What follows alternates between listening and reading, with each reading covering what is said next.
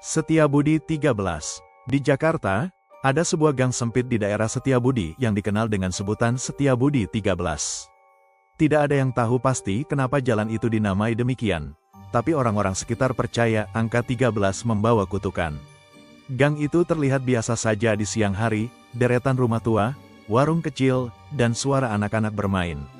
Namun, saat malam tiba, suasananya berubah mencekam. Lampu jalan sering berkedip, udara jadi dingin tidak wajar, dan suara langkah kaki terdengar walau tak ada siapa-siapa.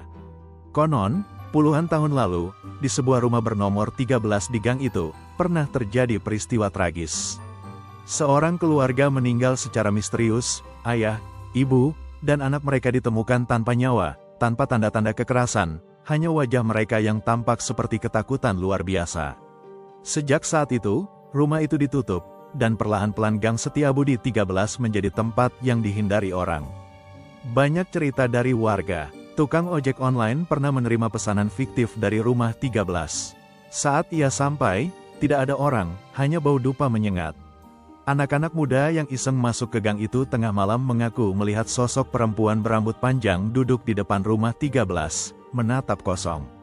Bahkan ada kabar, jika seseorang berjalan di gang itu pukul 1.13 dini hari, ia akan dihampiri bayangan hitam yang membisikkan namanya. Namun, yang paling menakutkan adalah cerita tentang lorong tak berujung. Beberapa orang yang pernah melewati Gang Setiabudi 13 mengaku berjalan cukup lama, padahal gang itu seharusnya pendek. Mereka seperti terjebak dalam dimensi lain, sampai akhirnya ada yang sadar dan berbalik arah. Hingga kini, tidak ada yang berani menempati rumah nomor 13 itu. Cat dindingnya sudah mengelupas, jendelanya pecah, dan pintunya terkunci rapat. Tapi orang bilang, sesekali terlihat ada cahaya lampu dari dalam. Setiabudi 13 bukan sekadar alamat, tapi pintu menuju sesuatu yang tidak sepantasnya dilihat manusia. Mau saya lanjutkan jadi cerita horor petualangan anak muda yang nekat masuk ke rumah Setiabudi 13? Atau cukup sebagai urban legend misterius?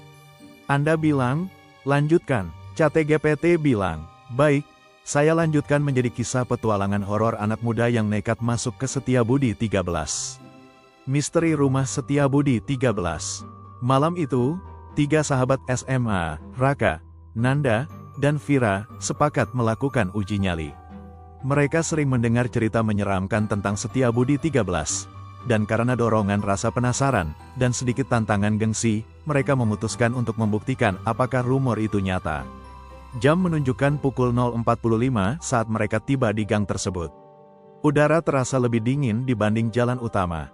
Lampu jalan berkedip-kedip, seolah menolak kehadiran mereka. Serius kita masuk, bisik Vira, merapatkan jaketnya.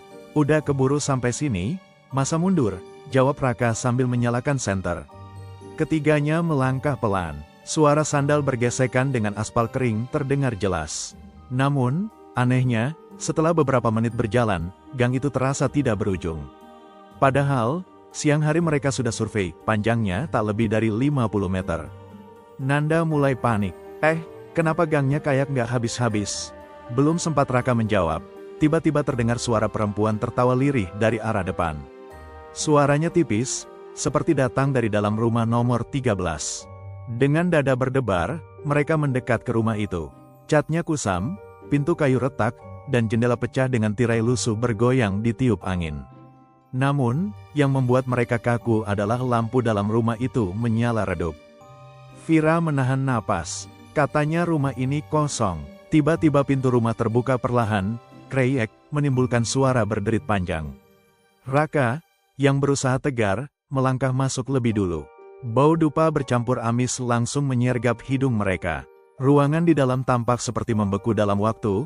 Meja makan berdebu, kursi reyot, dan di dinding tergantung foto keluarga dengan wajah yang kabur, seolah sengaja dihapus oleh sesuatu. Nanda hendak menyalakan ponselnya untuk merekam, namun layar tiba-tiba bergetar dan muncul notifikasi aneh. Pukul 1.13 waktumu habis. Mereka bertiga membeku, jam tangan Raka pun menunjukkan pukul 1.13. Dan pada detik itu juga, lampu rumah padam, meninggalkan mereka dalam gelap pekat. Di tengah kegelapan, terdengar bisikan, menyebut nama mereka satu persatu. Raka, Nanda, Vira, lalu, suara tangisan anak kecil menggema dari lantai atas, diikuti suara langkah kaki turun dari tangga kayu.